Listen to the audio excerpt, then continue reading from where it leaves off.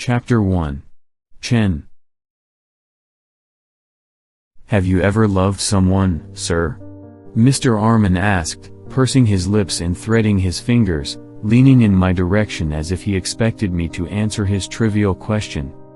I flipped through the pages of the reports filed in the folders.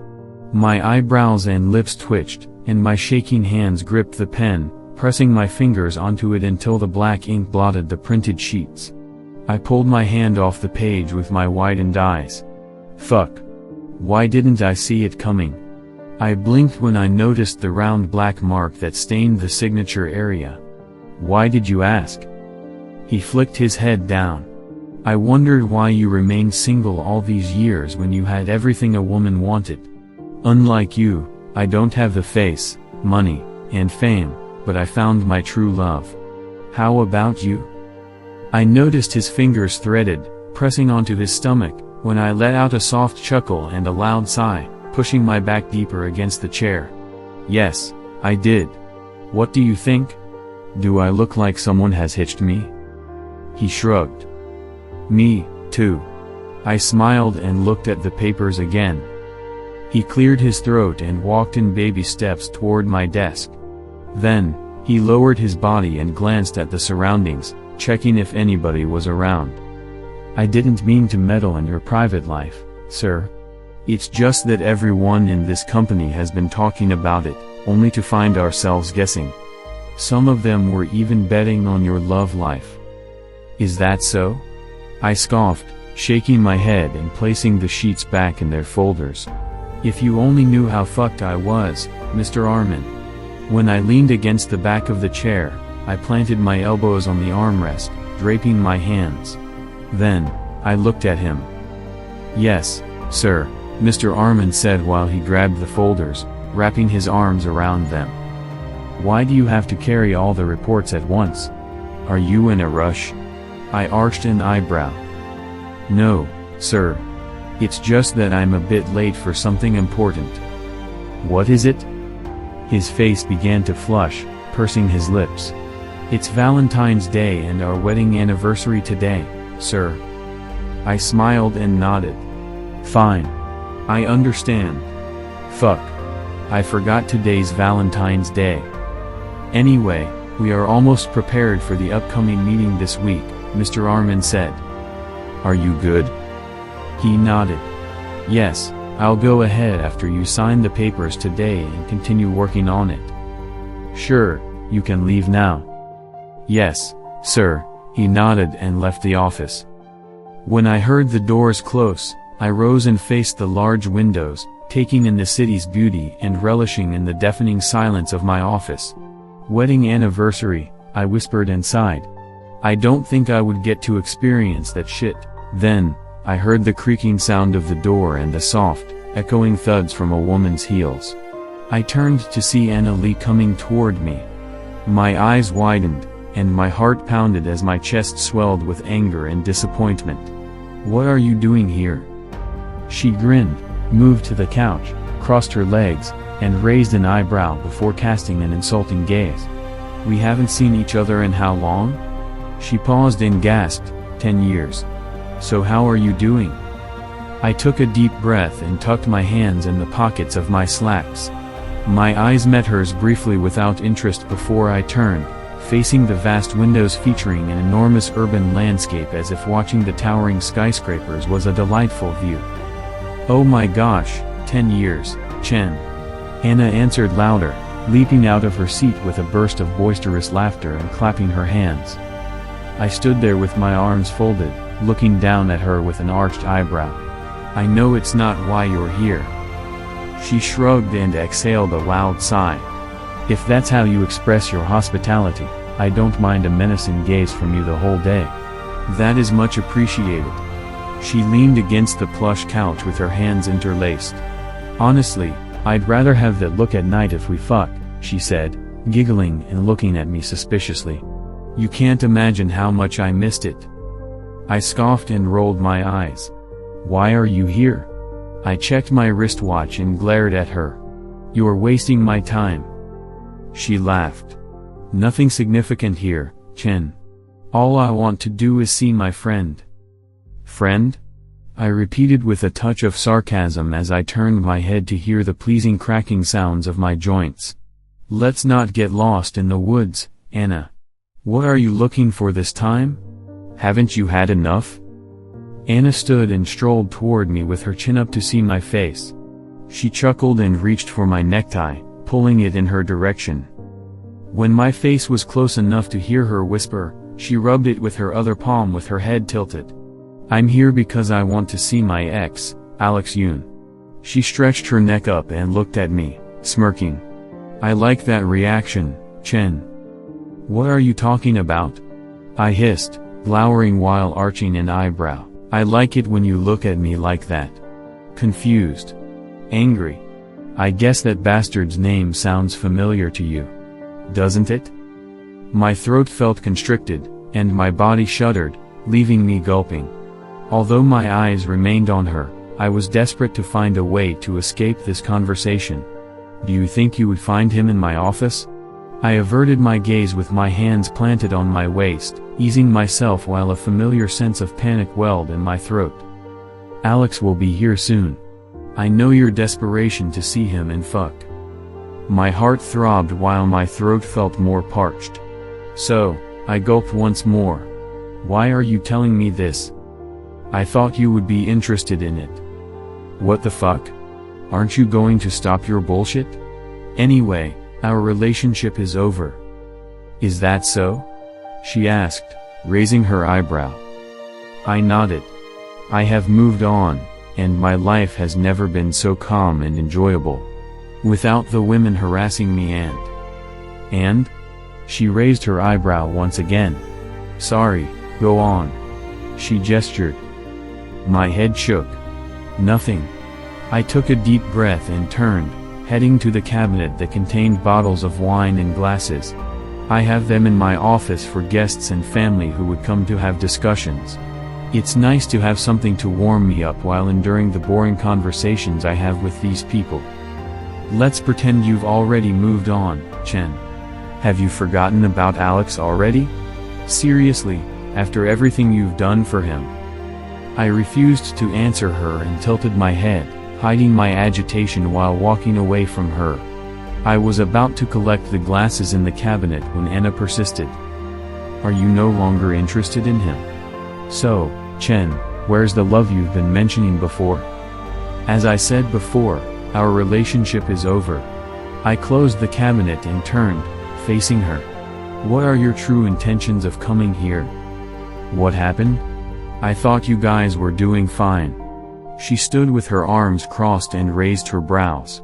But if you insist, I won't mind shutting my mouth up for you. If that's what you want me to do. Have you met him? What a stupid question. I shut my eyes while pressing my lips and sucking much air within this room to keep myself composed and not look weak, especially in front of this woman. With a broad smile, she tilted her body backward and crossed her arms. Then, in a mocking tone, she laughed. She covered her lips, pressing her fingers. Oh. I see you're still interested. Is there something wrong with wanting to hear news about a friend? Come on. It's been 10 years. Perhaps, he also has moved on and has a new life. I don't know. Yes, he has moved on and has a new life. You're right about that, she said, which made my chest feel like having a heart attack. She leaned very close to my face.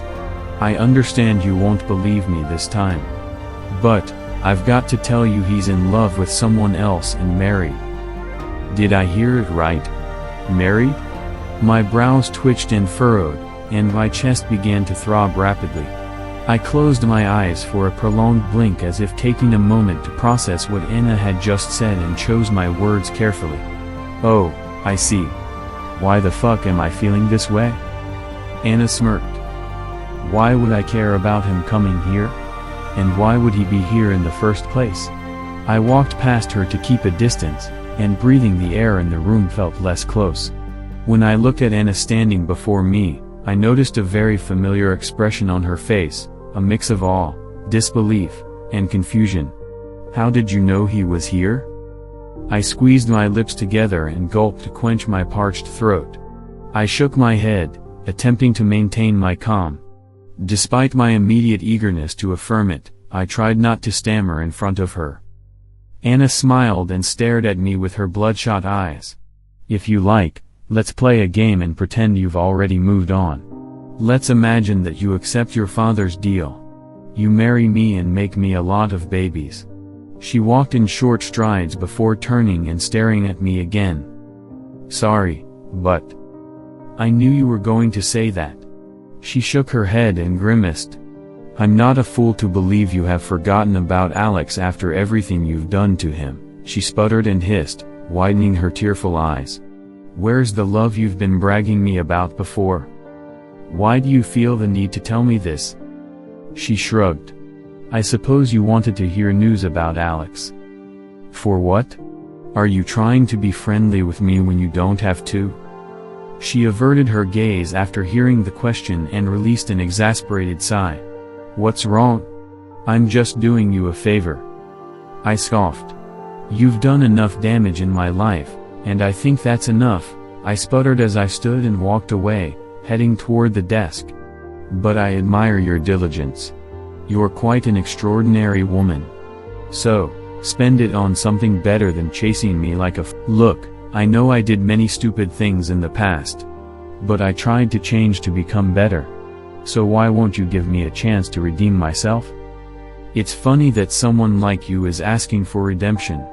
Meeting you was the biggest mistake I've ever made, and I will never ask for the same redemption from you." I sputtered and turned my back on her. She grabbed my arm and held it so tight that her nails dug into my skin. "How about leaving Alex? Wasn't that your biggest mistake, too?" I didn't answer and looked away instead. I know I can get anything I want, but still, my life is fucked. I'm a miserable woman whose husband abandoned for a younger woman. I shoved her hand away, releasing myself from the sting of her grip. "My father may like you for a potential mate, but that doesn't mean you can control me as he does. You'll be sorry if you won't believe me this time," Anna muttered while gathering her belongings. "Why do you have to involve me in your life, and why would I even trust you?" She looked at me with tears in her eyes. "Aren't you the mastermind of my miserable life?" "Sorry, I'm a bitch," Anna said when she had her stuff draped around her arm. She looked at me for the last time before she walked away and slammed the door shut. After she left the office, it didn't take long before I turned to leave the room. But then, when I turned the knob, someone from the other side of the door pushed me to the side. I gasped and crept behind the door with pounding heartbeats, standing like a fool with my mouth open. "Fuck."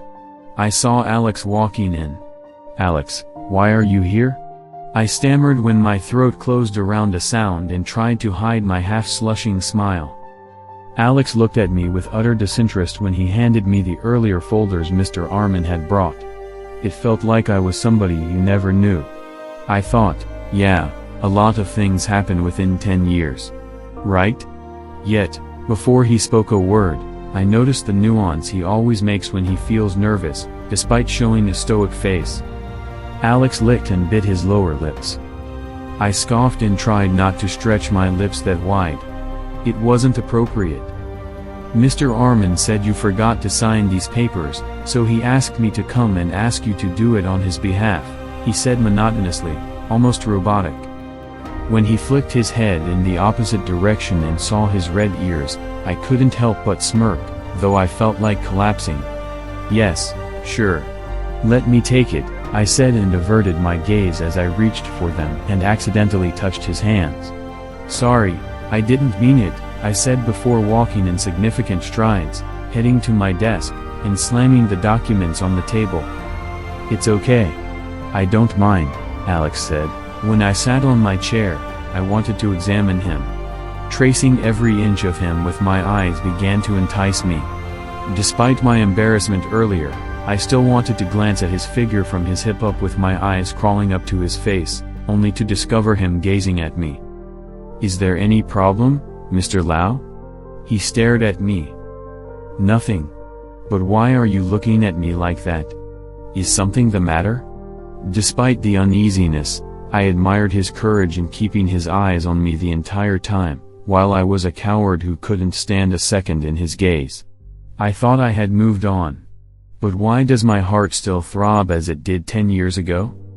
Nothing special, he said and smiled. I chuckled. Nothing special? He sighed. Yeah, it's nice to see you again. At this point, I mustered enough balls to force myself to look at him and smile. Yeah, me, too. It's been a while. I smiled, thinking it was the easiest thing to do to pretend the delight I felt meeting him, though there was something else in his eyes.